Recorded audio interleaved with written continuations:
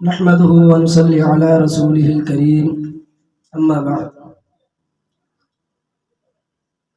آج میں اس بیان کی وضاحت دینا چاہ رہا ہوں۔ آپ صلی اللہ علیہ وسلم کے فرمان کا مفہوم، جس میں آپ صلی اللہ علیہ وسلم نے فرمایا کہ میری امت کے 73 فرقے بن جائیں گے۔ فرمایا کہ میری امت میں بنی اسرائیل کی طرح میری امت پہ ہو بہو وہی حالات آئیں گے جس طرح کے بنی اسرائیل پر آئے تھے۔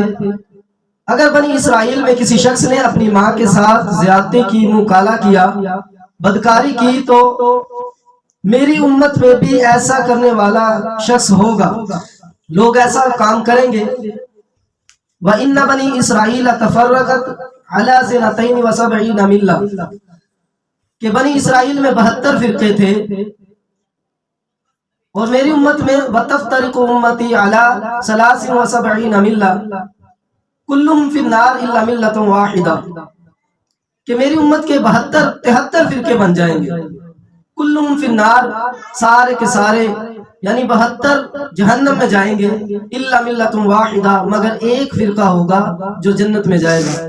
صحابہ کرام نے عرض کیا یا رسول اللہ، قالوا من هي یا رسول اللہ صلی اللہ علیہ وسلم، قال ما انا علیہ واصحابی کہ یا رسول اللہ وہ کون سا فرقہ ہوگا کہ جو جنت میں جائے گا؟ تو فرمایا گیا کہ ما انا علیہ واصحابی جو میرے اور میرے صحابہ کے راستے پہ ہو۔ اور اسی طرح ایک حدیث پاک میں ہے جس کا مفہوم یہ ہے کہ یہ آیت جب نازل ہوئی یوم تبیض وجوہ وتسود وجوہ کہ بعض لوگوں کے چہرے قیامت والے دن سفید ہوں گے، بعض کے سیاہ ہوں گے۔ تو جن لوگوں کے چہرے سفید ہوں گے وہ کون لوگ ہوں گے؟ تو اس کا مفہوم یہ بتلایا گیا کہ اہل سنت والجماعت، کہ اہل سنت والجماعت ہوگی کہ جن کے چہرے روشن ہوں گے۔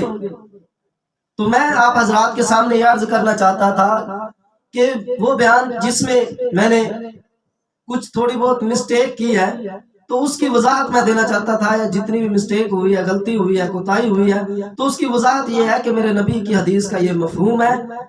تو آپ علیہ الصلوۃ والسلام کے سامنے بیٹھنے والے، آپ کے دوست، آپ کے ماننے والے، آپ کے صحابہ، انہوں نے مسئلہ حل کروا دیا۔ انہوں نے فوراً پوچھ لیا کہ یا رسول اللہ وہ کون سا فرقہ ہوگا، وہ ہمارے جیسے نہیں تھے، انہوں نے اسی وقت مسئلہ حل کیا۔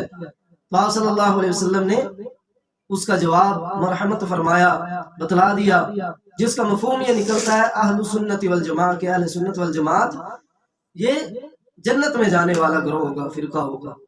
اللہ رب العزت ہم کو حق والوں کے ساتھ چلنے کی، ان کے ساتھ رہنے کی، ان کے نقش قدم پر ان کے ساتھ چلنے کی توفیق عطا فرمائے۔